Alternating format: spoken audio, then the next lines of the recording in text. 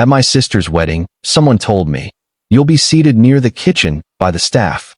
My mom whispered, "Be thankful you're even invited."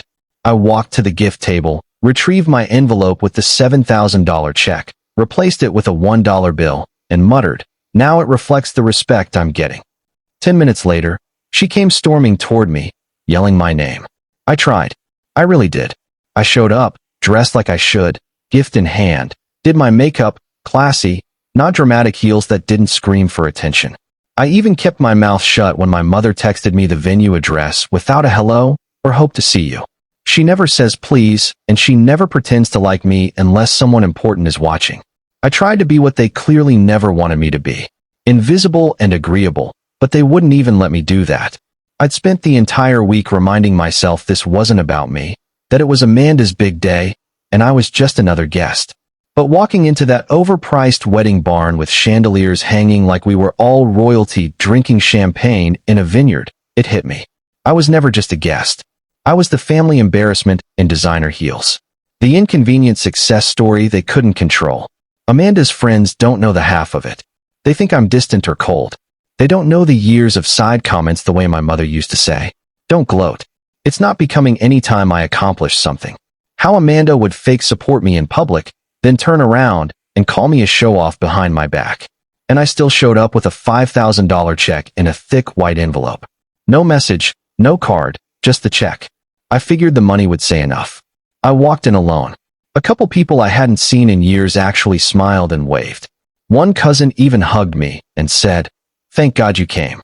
It almost made me think maybe it wouldn't be a total disaster. Then I reached the check-in table.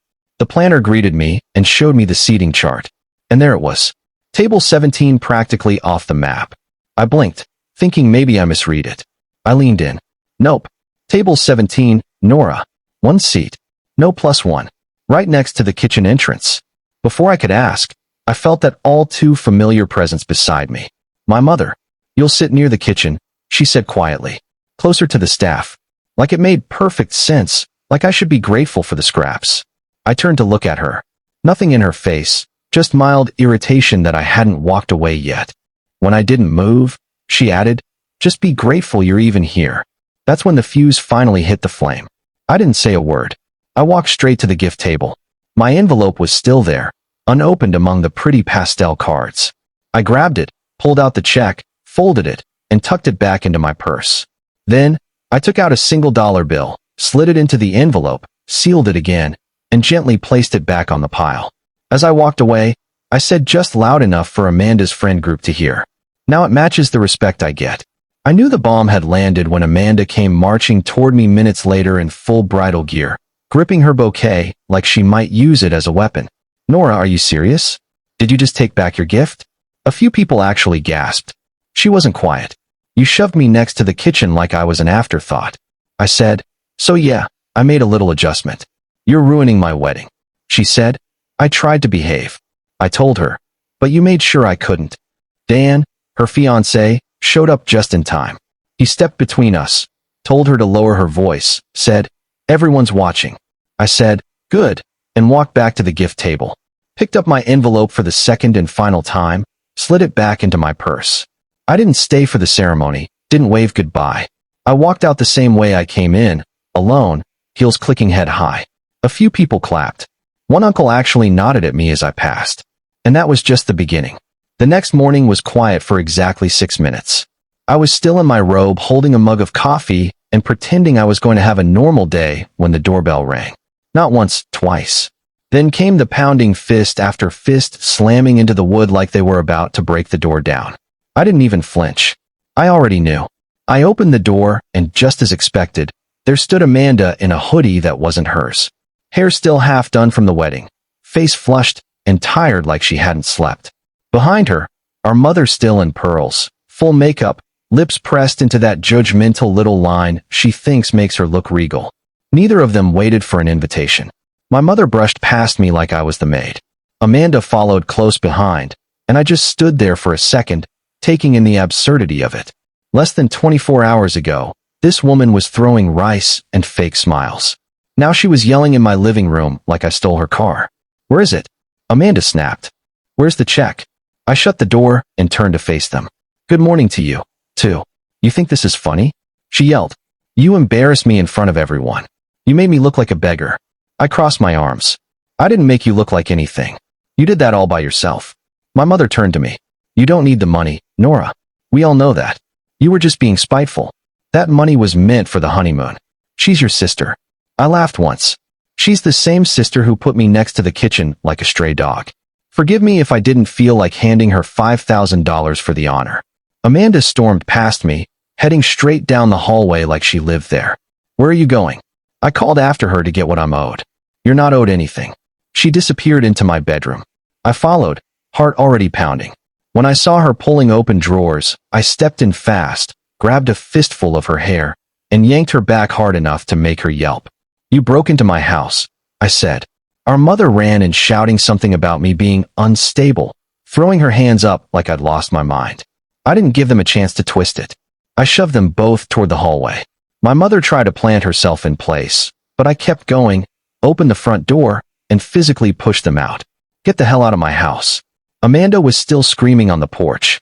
You're going to regret this. You selfish, you think you're better than us just because you made money. I swam the door. I locked it. I stood there for a full minute staring at the door, chest heaving, pulse hammering in my ears. Then I picked up my phone and called Dan. He answered on the second ring. I need to talk to you, I said. Your fiancée and her mother just broke into my house looking for the check I took back. They tore through my bedroom, screamed at me. I had to physically throw them out. Silence. Then he said, Wait, are you serious? Dead serious. He cursed under his breath. I'm sorry. I didn't know they were going to do that. Well, they did, and I want you to talk to them before I get the police involved. I will, he said. I swear I'll handle it. A few hours passed. I stayed home, didn't answer any texts, and I thought it was over until around 9 p.m. when I checked my phone and saw a bank alert.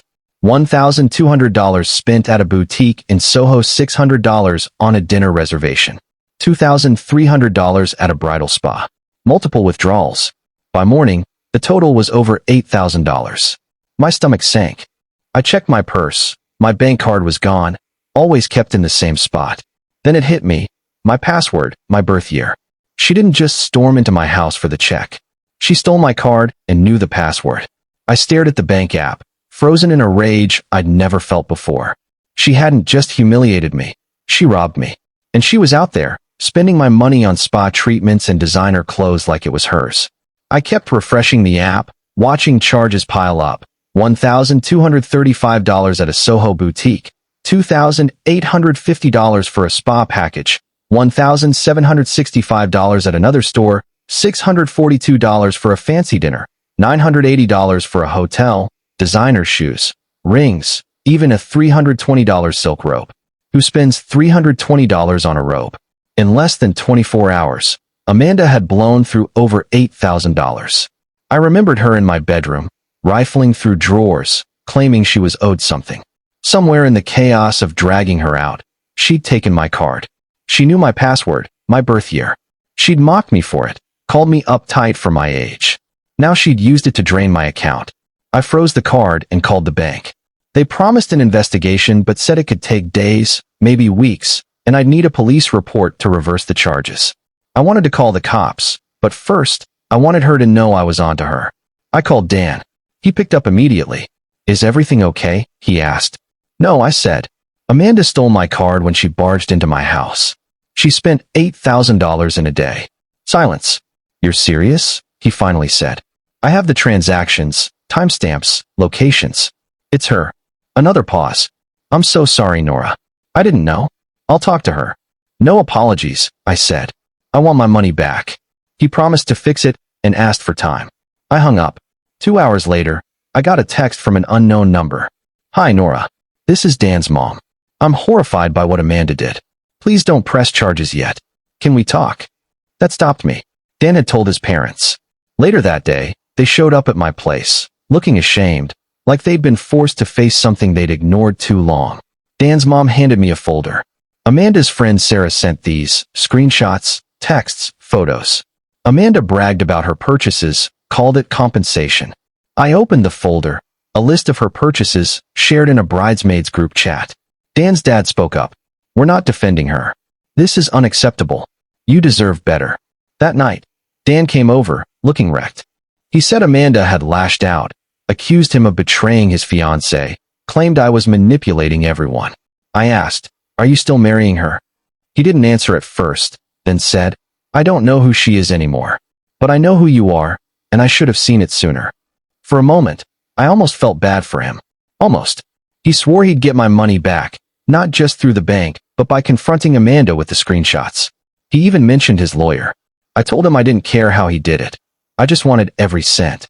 At 3:46 p.m., the refund hit my account. $8,052.13, line by line. The bank flagged the charges, traced the locations, confirmed I was nowhere near them, and even apologized for the delay. But the money wasn't the real win. It was exposing Amanda. The day after I froze the card and filed the fraud claim, a boutique in Soho called. A woman said someone matching Amanda's description tried returning items, shoes, a coat, a silk robe, demanding a refund to a different card. When they asked for the original card, she got flustered, lied about losing it, and offered to take cash or store credit. They didn't buy it. "We're holding the items," the woman said. "They're yours if you want them." I went to the boutique, a place I'd passed 100 times but never entered. Velvet curtains, champagne, staff calling me miss despite my jeans. They remembered Amanda, and not fondly. They handed me a black shopping bag with every item neatly packed. As I signed for them, the woman said, "She's next door at the photo studio, retaking bridal portraits." I froze. What? She didn't like her wedding photos, so she's doing them again. Through the boutique's glass storefront, I saw her in the studio, in her wedding gown, posing alone with a forced smile, eyes empty. No bridesmaids, no mother, just Amanda. She didn't notice me at first. I stood there, holding the bag of her stolen goods, wondering if I should walk away and let her stew in her mess. Then our eyes met through the glass. I walked in. The photographer froze. Amanda went pale. "What are you doing here?" she demanded. I held up the bag. "You left these behind." "I didn't steal from you," she snapped, like she'd rehearsed it. "Except you did. Your name's flagged at 2 stores, and your receipts are in a fraud report." The photographer backed away. "This is my shoot," Amanda said. "You can't just barge in. You can't break into my house and empty my account, but you did." Then the studio door opened. Dan walked in. He froze, seeing Amanda in her gown, me with the bag. I hadn't told him I'd be there. He looked at her and said, "We're done." Amanda blinked. "What? I'm not marrying you. Not after this. Not after what you did to her. To me. To yourself." She stepped forward, voice cracking. "You can't do this here. It's the only place that makes sense." She started crying, begging him to wait until they were home. Dan turned to me. "Let's go." We left, past the stunned boutique staff, past Amanda's reflection in the glass, watching us walk away. Dan didn't ask to come home with me or for forgiveness. He just showed whose side he was on. The money was back. The truth was out. Amanda was left alone in her fake fantasy. That should have been the end. But with people like Amanda and my mother, who think the world owes them, it's never over. 3 days of silence. That's all I got. On the 4th morning, I walked into my kitchen, phone in hand, ready to check emails and make coffee. But my back door was open, half pushed into the yard.